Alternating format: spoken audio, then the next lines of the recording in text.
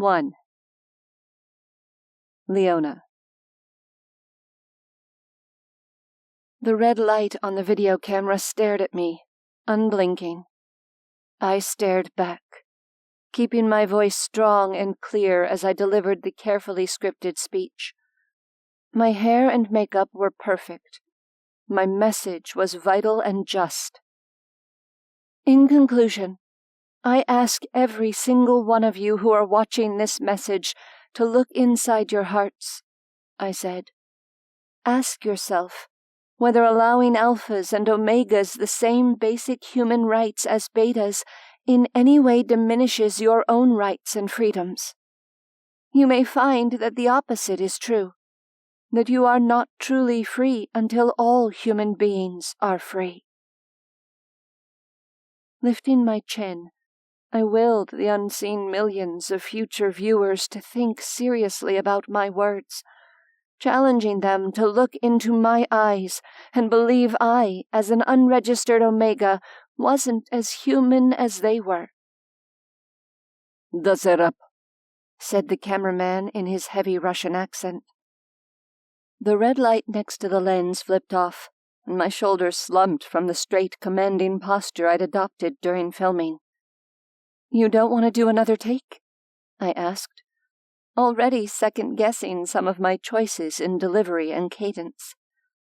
A broad-shouldered figure stepped from the shadows, his gray eyes intent. "No, that will suffice. Thank you."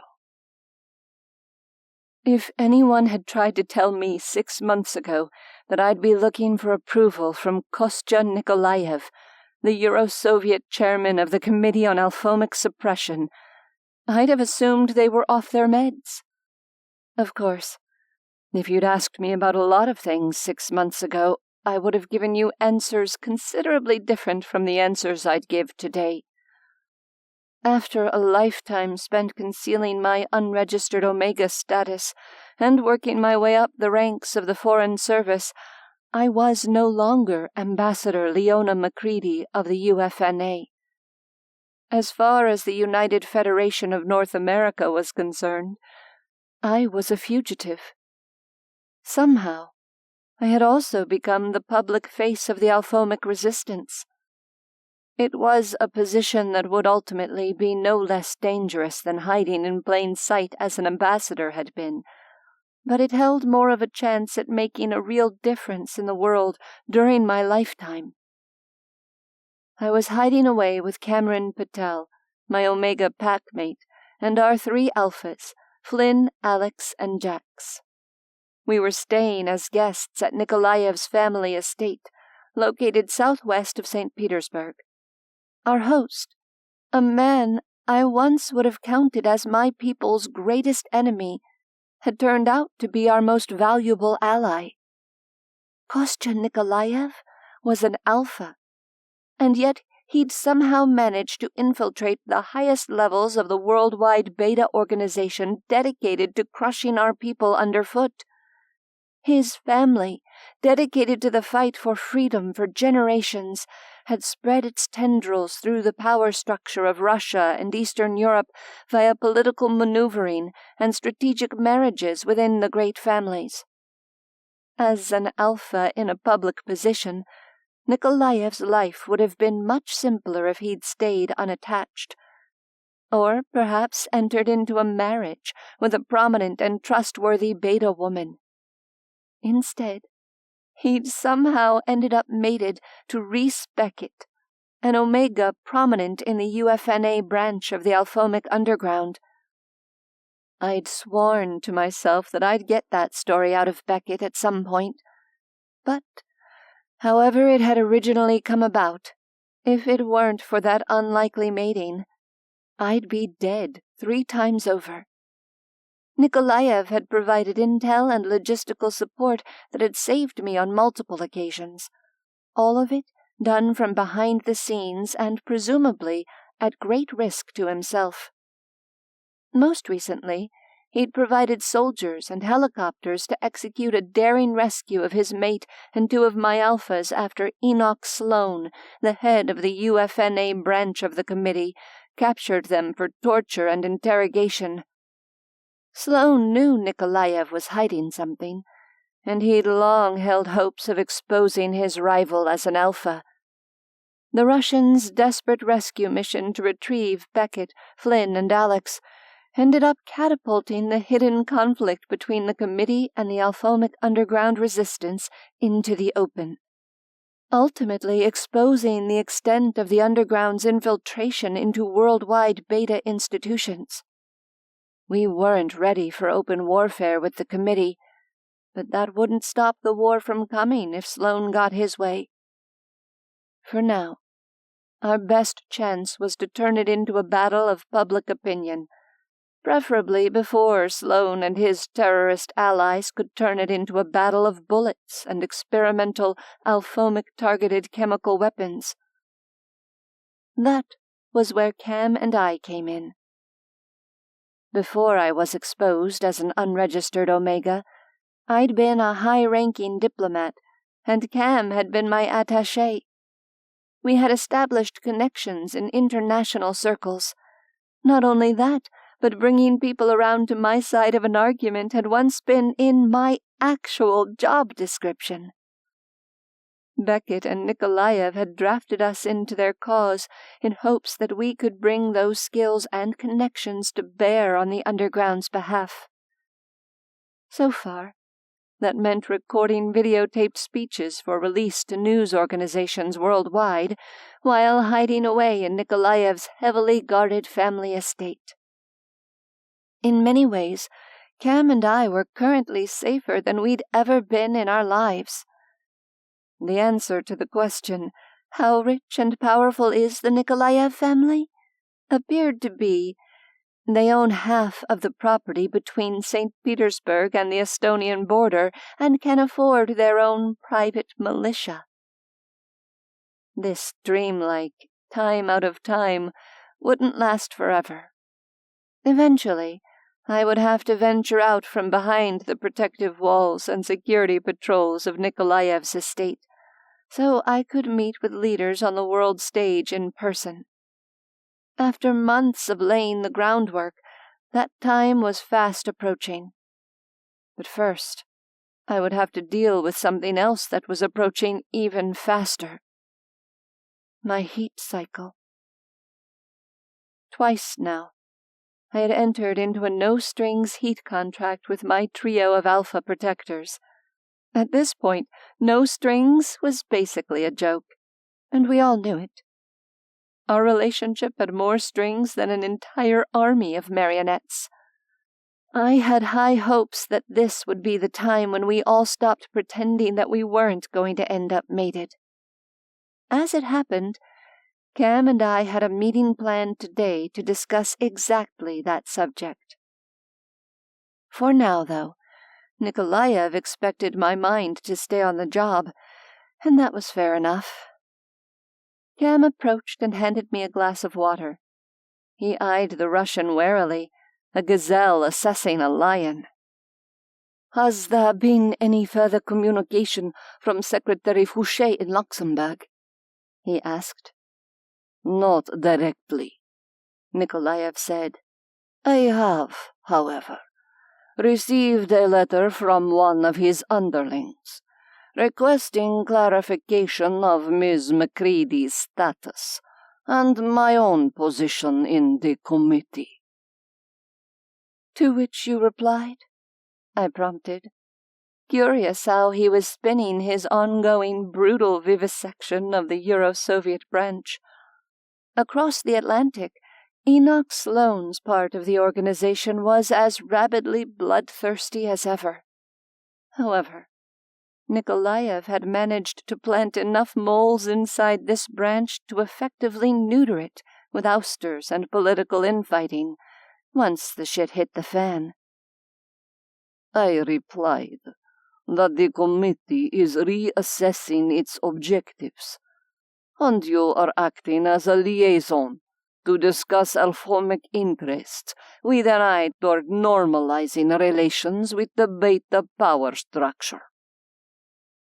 That was as nice a way of saying the lunatics are running the asylum as I was likely to hear. The reality was that we were all running around like headless chickens while we tried to stave off a catastrophic worldwide conflict. "Fouché's halfway in love with you, Leo," Kam said. "He'll come through in the end." I raised an eyebrow. Maybe we should start contacting all the attachés and assistants you've blatantly flirted with over the years, I told him. "Oh, please. I don't flirt," Kam replied. "I'm the picture of professionalism and decorum, and I always have been." Maybe we should start contacting all the attachés and assistants whose blatant flirting you failed to respond to, in that case. I returned my gaze to Nikolaev's steel-gray eyes. What about Prime Minister Fairbanks' administration? Any movement there? "Not yet." The Russian's expression remained impassive, revealing nothing. "They are in a somewhat difficult position after failing to uncover your unregistered status for so many years, while you were in a high-ranking position within the Foreign Office." That's true, I agreed. I suppose I should be pleased that I didn't end up bringing down the entire coalition government when things went bad. Still, Fairbanks has always been a bit of a sympathizer, at least in subtle ways. I can't help thinking he could be the key. If we could somehow pry him loose, he might bring a lot of other leaders along with him. Levi Fairbanks, the head of the UFNA government, had risen to power on the back of good looks, charisma, and moderate policies. He'd never risked voter backlash by doing or saying anything overt, but he'd remained a quiet bulwark against some of the more extreme anti-Alphomic policies that had taken root elsewhere in the world. "Perhaps so," was all Nikolaev said. "How's Beckett doing today?" Kam asked, changing the subject. "He is currently on bed rest, following the advice of my private physician." Nikolaev's tone didn't invite further inquiry. During his capture by Enoch Sloan, Reese Beckett had been drugged in a bid to loosen his tongue during interrogation. He'd reacted badly to the injections and gone into an off-cycle heat. Nikolaev's forces had managed to rescue him before the worst happened, but emotions had been running high in the aftermath of the retrieval mission. Maybe Nikolaev had been too addled by heat pheromones to think about the need for contraception, or maybe he'd simply assumed his mate was already too old to conceive. They were both middle-aged, and Beckett was approaching estropause. However, approaching estropause wasn't the same thing as past estropause. Now, the Nikolaev family was a couple of months away from welcoming its newest member into the world, assuming Beckett's pregnancy went to term. Unfortunately, that wasn't a foregone conclusion by any means.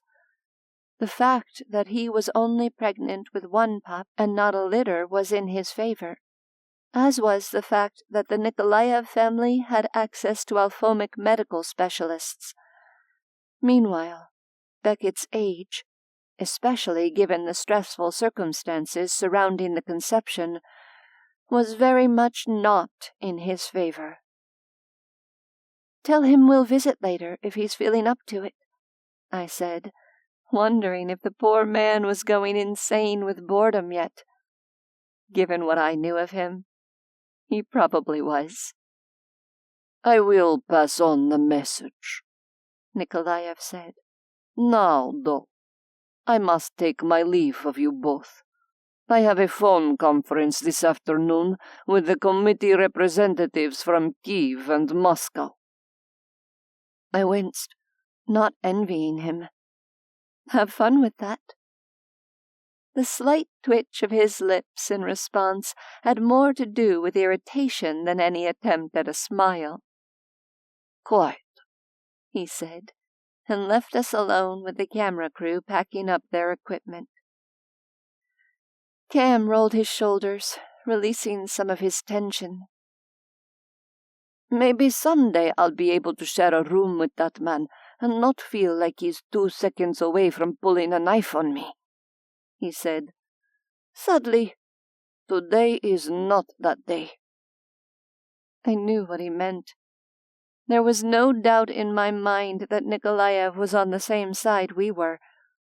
That didn't make him any less of a terrifying bastard to deal with. Something to aspire to, I told him wryly. So, are you ready to beard the cheetah in her den?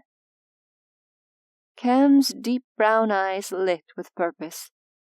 Yes, I bloody well am. This whole thing is getting ridiculous. Hey now, I said, twining my arm through his and tugging him toward the door. Be fair. Alex has a lot to process, and the kind of trauma she experienced doesn't just disappear in a few months. Kam sighed. Of course it doesn't. But if you wall it up and ignore it, then it'll never get better. Go on. Ask me how I know. The last few words were a low mutter. I squeezed his arm. We'll find a chink in her armor. I don't intend to go through another heat cycle with things still in limbo.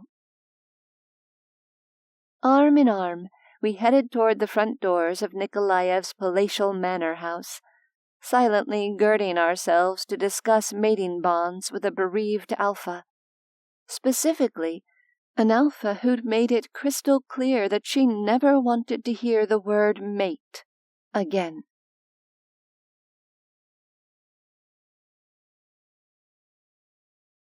You can listen to the rest of the book in the Tempt Romance audiobooks app, available on the App Store and Google Play. The link to the book is in the description. Discover even more bestsellers and exclusive stories updated weekly, only in Tempt Romance audiobooks.